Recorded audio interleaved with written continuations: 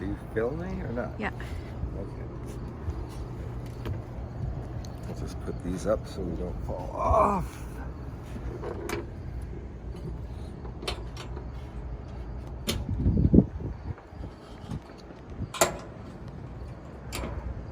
Okay, there we go.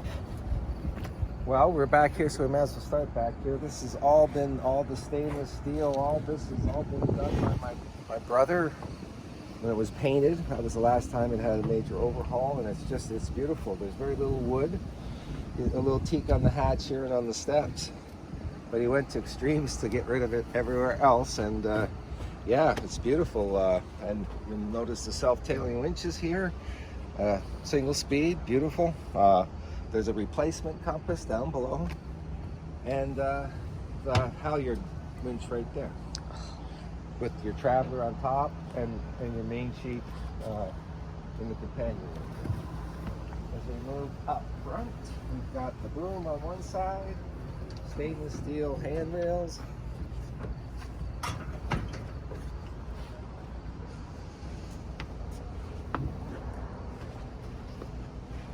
We've got two opening ports right where Mary Lou is right now, and one on each side. Right now, he's right there, right where you are. In the head and the main salon, and then we've got these Dorado vents, that work and are a nice moisture-free way of having air move in your boat. And up here is all the stainless work that Al did to add this beautiful bowsprit, and it is really, really nice. But we found that with the modifications he did to the keel, it's not necessary to make it sail better. So I haven't ran a forestay out there because of that, and I don't anchor enough to really need it. I just run the halyard out there just to make it look right, I guess, and when at rest, and when sailing it's not necessary. But it's a great way to have your anchor out there, and I have anchored it. This boat is incredible. The chain here is way heavier than you see very often, and it does match the windlass, and the windlass does work really well.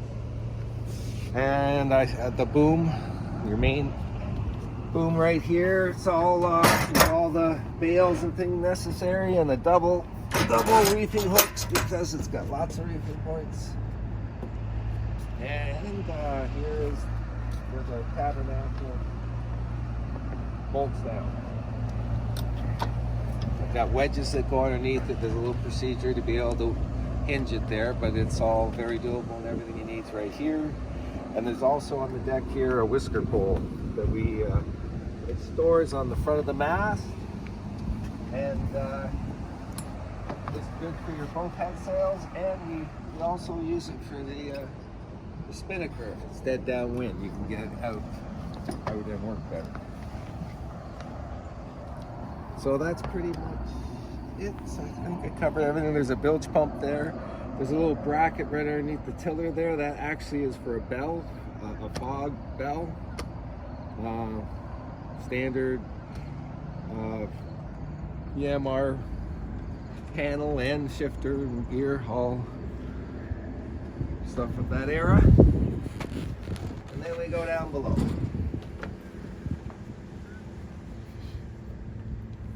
Okay.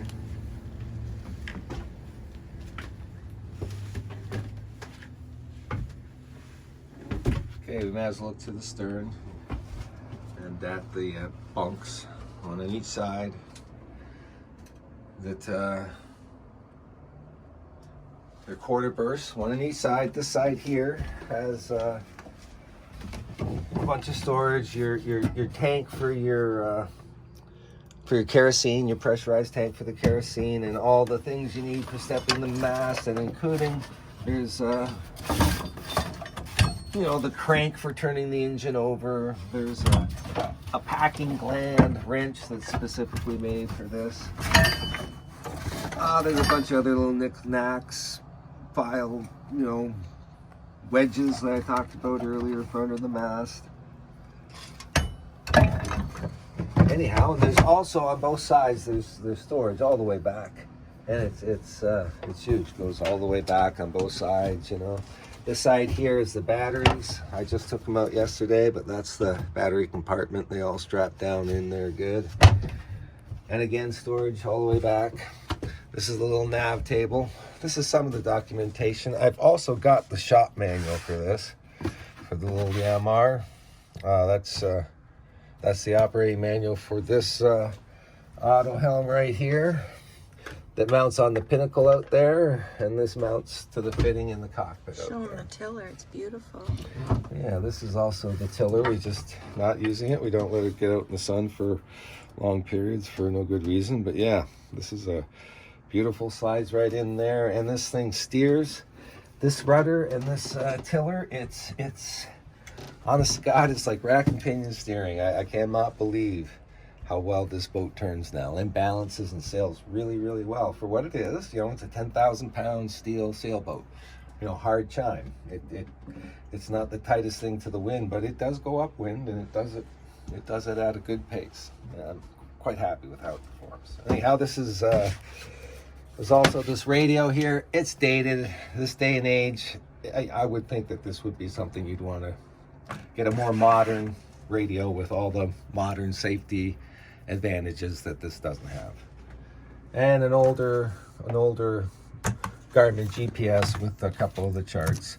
Again, it's dated. You know, it depends on what you want to do. I wouldn't be afraid to use it for local stuff, and this is just the nav table storage and odds and sods.